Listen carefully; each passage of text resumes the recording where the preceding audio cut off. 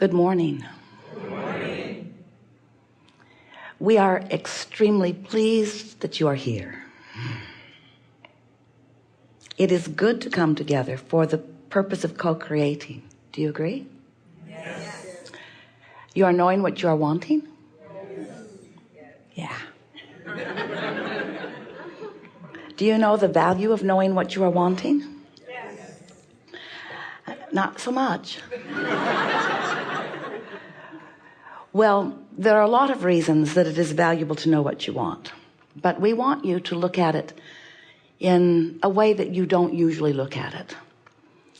So since you are source energy in these physical bodies, and since being that extension of source energy, you've been sifting through the details of life and coming to many conclusions about wanted and unwanted, you've been launching lots of rockets of desire. You've been sifting the contrast just like you knew you would when you came. And you've been setting forth these rockets of desires, these powerful rockets of desires that have been accumulating in what we are calling your vortex of creation. Some of you have been listening to us and you really get what we're talking about. So since this vortex of creation has been accumulating, all of the desires that you have been identifying are already in place and have already achieved a state of being, a vibrational state of being. But what you want already is in that powerful vibrational sense. So since it already is, when we ask you, do you know what you are wanting? What we're really asking you to do is to focus yourself into compliance, isn't the best word, but into resonance with your desire. When you know what you want, it's not missing. There's not a missing feeling of it. In other words, you're not worried about it. You're not doubting it. When you know what you want, you're vibrationally up to speed with the vortex version, and it is coming into reality for you more and more, into what you want to call tangible reality for you more and more, all day, every day. You following that? Because when you want it, but you're yearning for it, you don't know what you want. You have known it. You've given birth to it. It exists in a vibrational version, but you're not knowing it until there's resonance between you and your desire. And that is right there the most important distinction. That's the most important distinction in being a deliberate creator. Once you get that, you've got everything. So have you been listening to us for a while? Yes. We can almost see you over there hiding behind all of that equipment. You all right? There is that.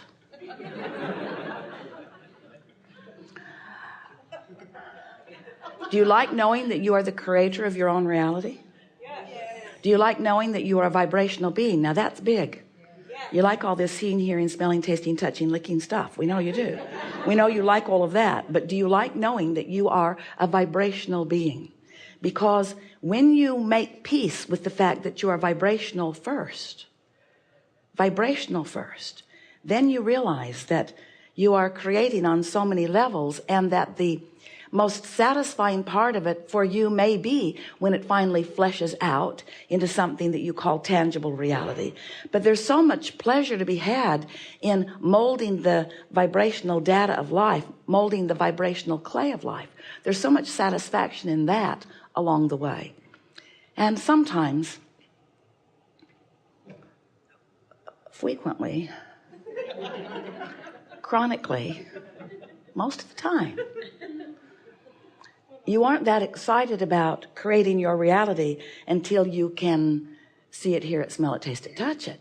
You're not that excited about the concept of what you want, but we want you to be, because there's so much pleasure to be had once you've launched a desire, even before it is shaped up in the way that you and others can see it, but you're in the sensing of it mode, the beginning of the realization of it mode. That's our favorite new word to describe what we know about this business of creating. It's our favorite new word.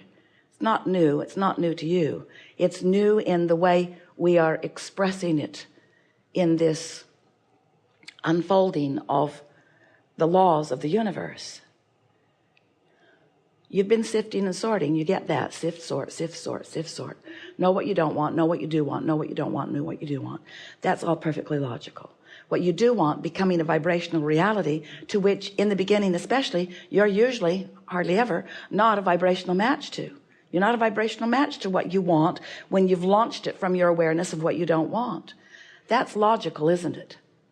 But you've got to find a way to become more and more of a vibrational match to this thing that has not yet manifested before it can manifest. And by manifest, we want to say before it can be realized by you, realized, before you can interpret it, before you can be in the right place at the right time, before you can be aware, before you can follow the clues, before you have the sense of it.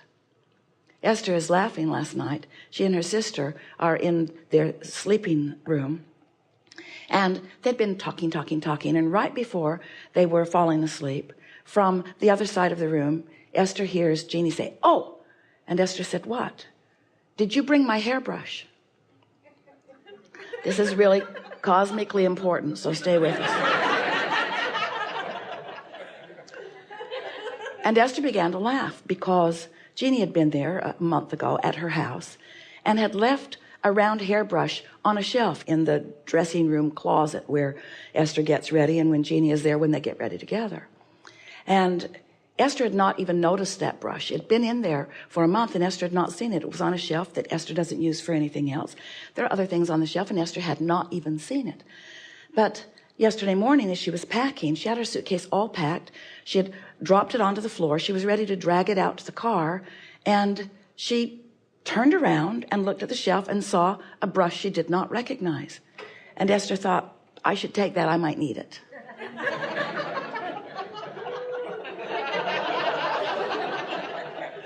So she put it in her bag. And now, hours later, Jeannie is saying, "Did you bring my brush?" And Esther said, "Yes." And Jeannie said, "I was afraid you didn't get my email."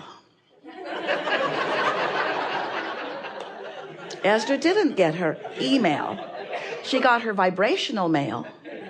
She got her cosmic mail. She got her vibrational intention. And in a state of non-resistance, you are all communicating with one another, with this universe, with one another, with this universe, much more vibrationally than you are in any other way.